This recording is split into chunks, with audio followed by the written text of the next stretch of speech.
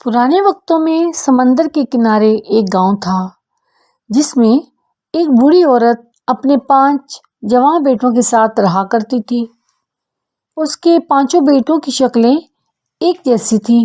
जैसे मटर के दानों में पहचान नहीं हो सकती, इसी तरह उनको भी कोई पहचान नहीं सकता था कि वो कौन सा भाई है। कुदरत ने उन्हें मुख्तलिफ खूबियों से नवाजा रखा था। सबसे बड़ा भाई अपने मुंह में पूरे दरिया का पानी भर के रख सकता था। दूसरे भाई की गर्दन फौलाद जैसी थी। तीसरा भाई अपनी टांगे जितनी चाहे लंबी करना चाहे कर सकता था। और चौथा भाई आग की बेपनाह तपश बर्दाश्त कर सकता था। 5वें भाई में ये सलाहियत थी कि वह सांस लिए बगैर कई घंटे तक जिंदा रह सकता था। बड़ा भाई अकेला दरिया के किनारे जाता और बेशुमार मछलियां पकड़कर घर ले आता। मछलियां फरोख्त करके दूसरा सामान ले आता। इस तरह सारे खानदान का वही पेट पालता था। ये सारे भाई अपनी ये खूबियां किसी को नहीं बताते थे ताकि लोग उन्हें अजीब ना समझें। सारे गांव के लोग बड़े भाई की खुशामद करते कि वो इनके बच्चों को भी वो तरीका बता दे जिससे वो इतनी ज़्यादा मछलियां पकड़ लेता है। वो हमेशा उन्हें ये राज बताने से इनकार कर देता, लेकिन एक दिन गांव वालों की जिद के आगे उसे हथियार डालना पड़े। उसने गांव के कई लड़कों का साथ लिया और दरिया की तरफ चल दिया ताकि उन्हें ढेर सारी मछलियां पकड़ने का तरीका समझाए। जब वो सब दरिया के किनारे पहुंचे तो बड़े भाई ने दरिया का पानी अपने मुंह में भर लिया। सिर्फ इतना पानी रह गया कि मछलियां तैरकर दूर ना जा सके। फिर उसने लड़कों को इशारा करते हुए बताया कि वो जितनी चाहे मछलियां पकड़ ले। लड़के भागकर दरिया में उतर गए। लड़कों को दरिया के तह में बहुत खूबसूरत रंगों वाली घोंघे भी दिखाई दिए। वहां बहुत से खूबसूरत सिपियां और कीमती पत्थर भी पड़े हुए थे। वो मछलियों की बजाय उन्हें इकट्ठा करने लगे। उन्होंने पत्थरों से अपनी झोलियां भर ली। जब कुछ देर हो गई तो बड़ा भाई पानी को मुंह में भरे हुए बहुत थक गया। इसलिए वो लड़कों को इशारा करने लगा कि जल्दी से दरिया के किनारे वापस आ जाएं। लेकिन वो तो दरिया के इस खजाने को जमा करने में इतने मसरूफ थे कि उन्होंने बड़े भाई के इशारों की तरफ कोई तवज्जो ना दी। वो दरिया की सतह पर आगे ही आगे बढ़ते रहे। बड़ा भाई तंग आकर जोर जोर से हाथ हिलाने लगा, लेकिन फिर भी गांव के लड़कों ने जानबूझकर उसकी तरफ ना देखा। आखिर जब बड़े भाई को महसूस हुआ कि वो अब दरिया का पानी मुंह में नहीं रख सकता तो उसने सारा पानी वापस दरिया में उंडेल दिया। गांव के सारे लड़के अपने लालच की वजह से दरिया में डूब गए। जब बड़ा भाई गांव पहुंचा और इन लड़कों के माँ बाप ने उनसे पूछा कि उनके बच्चों ने कितनी मछलियां पकड़ ली हैं और वो कब वापस घर आएंगे, बड़ा भाई बड़ा अफसरदा था। उसने अपने पड़ोसियों को सारा वाकया सुनाया और उन्हें यकीन दिलाने की कोशिश की कि इस अफसोसनाक वाकये में उसका कोई कसूर नहीं था। उसने सबको बताया कि किस तरह उसने लड़कों की मिन्नत समाजत की कि वो वापस आ जाएं, लेकिन उन्होंने उसका कहना नहीं माना। उसे मजबूरन पानी दरिया में दोबारा डालना पड़ा। वैसे भी वो इतना पानी कहीं और नहीं फेंक सकता था, लेकिन गांव वाले बहुत गुस्से में थे। उन्होंने उसकी बात पर यकीन नहीं किया। गांव वालों ने उसे पकड़ा और घसीटते हुए गांव के मुखिया के पास ले गए। मुखिया को सारी बात बताई तो उसने फैसला करते हुए बड़े भाई से कहा, तुम अपनी जिम्मेदारी पर लड़कों को साथ लेकर गए थे तो ये भी तुम्हारी ही जिम्मेदारी थी कि तुम उन्हें वापस भी लाते। इसलिए सजा के तौर पर कल तुम्हारी गर्दन काट दी जाएगी। ये सुनकर बड़े भाई ने मुखिया से दरख्वास्त की कि मरने से पहले वो एक दफ़ा अपनी माँ से मिलना चाहता है, तो उसने इजाज़त दे दी। बड़ा भाई घर आया और आकर सारा मामला भाइयों को बताया।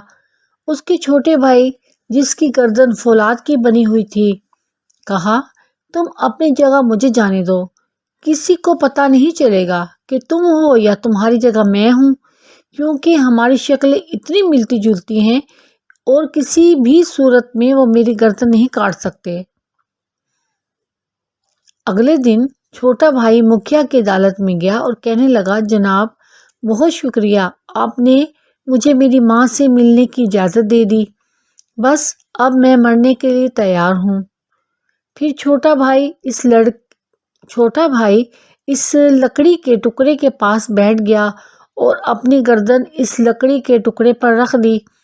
تب جلاد نے اپنی تیز دھار تلوار سے اس کی گردن پر وار کیا، لیکن تلوار اس کی گردن پر لگ کر اچٹ گئی اور گردن پر کوئی اثر بھی نہ ہوا۔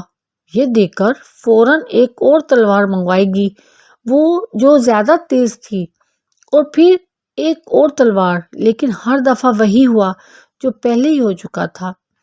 کوئی تیز دھار تلوار اس کی فولادی گردن کو نقصان نہ پہنچا سکی، بلکہ اس کی دھار کند ہو گئی۔ آخر جھنجھلایا ہوا جلاد اسے واپس مکھیا کے پاس لے گیا اور کہنے لگا، محترم، اس کی گردن کاٹنا ناممکن ہے کیونکہ اس کی گردن فولاد کی طرح مضبوط ہے۔ منصف نے نیا حکم سنایا، کل اس شخص کو سمندر میں پھینک دیا جائے گا۔ یہ فیصلہ چھوٹے بھائی نے سنا تو اس نے کہا، جناب میں آج ماں کو الوداع کر کے آیا تھا، لیکن کیونکہ مجھے کل سمندر میں ڈبویا جائے گا تو مجھے دوبارہ ماں کو ملنے کی اجازت دی جائے۔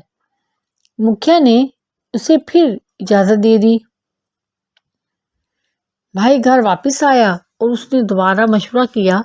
یہ سن کر وہ بھائی جو اپنی ٹانگیں اپنی مرضی سے لمبی کر سکتا تھا، اس نے کہا کہ صبح میں جاؤں گا۔ لہٰذا اگلے دن تیسرا بھائی عدالت میں پہنچا۔ کسی کو بھائی کی تبدیلی کا علم نہ ہوا۔ مکھیا کے حکم پر کچھ لوگوں نے اسے ایک کشتی میں بٹھا کر سمندر کے بیچ لے گئے اور اسے سمندر میں پھینک دیا، لیکن ڈوبنے کی بجائے تیسرے بھائی نے اپنی ٹانگیں اتنی لمبی کر لی کہ وہ سمندر کی تہہ کو چھونے لگیں۔ اب بھی اس کا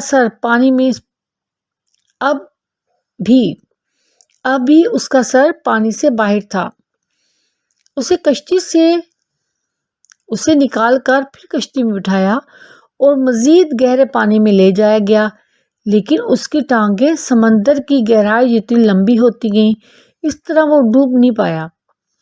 اسے ایک دفعہ پھر مکھیا کے سامنے پیش کیا گیا، اسے ابلتے ہوئے تیل میں پھینک دیا جائے، ایک بڑی دیگ میں تیل ڈال کر اسے گرم کیا جائے۔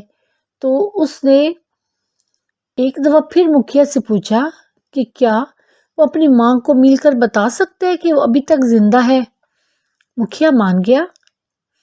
جب اس کے بھائیوں نے منصف کا یہ فیصلہ سنا تو چوتھے بھائی جسے آگ نقصان نہیں پہنچاتی تھی، اس نے کہا کہ یہ وہ سزا جھیلے گا۔ پھر جب تیل کڑکنے لگا تو چوتھے بھائی کو دیگ میں پھینک دیا گیا۔ وہ اس بڑی دیگ میں یوں تیرنے لگا جیسے کسی ٹھنڈے پانی کی جھیل میں۔ وہ کہنے لگے، آگ اور تیز کرو، یہ تیل تو گرم ہی نہیں ہوا۔ اب جلاد کو یقین ہو گیا کہ آگ اس کا کچھ بگاڑ نہیں سکتی، تو وہ اسے دوبارہ مکھیا کے پاس لے گیا۔ مکھیا نے سارا معاملہ سن کر گاؤں والوں کی پنچایت بلائی اور کہا کہ اب کیا کیا جائے۔ تب سب نے فیصلہ کیا کہ اس مجرم کو مارنے کا ایک طریقہ ہی بچا ہے کہ اسے زمین میں زندہ گاڑ دیا جائے۔ گاؤں سے باہر ایک جگہ کھودا گیا۔ ایک دفعہ قیدی کو پھر ماں سے ملنے کی اجازت دی گئی تو اس بھائی کی جگہ پانچویں بھائی نے لے لی جو سانس لیے بغیر زندہ رہ سکتا تھا۔ پھر زمین میں پانچویں بھائی کو گاڑ دیا گیا، مگر اسے کوئی فرق نہیں پڑا کیونکہ وہ سانس لیے بغیر زندہ رہ سکتا تھا۔ جب رات کو سب مطمئن ہو کر اپنے گھروں کو چلے گئے کہ انصاف ہو چکا ہے تو چاروں بھائیوں نے اسے گڑھے سے نکال لیا، تو پھر سب بھائی اپنی ماں کے ساتھ ہنسی خوشی رہنے لگے۔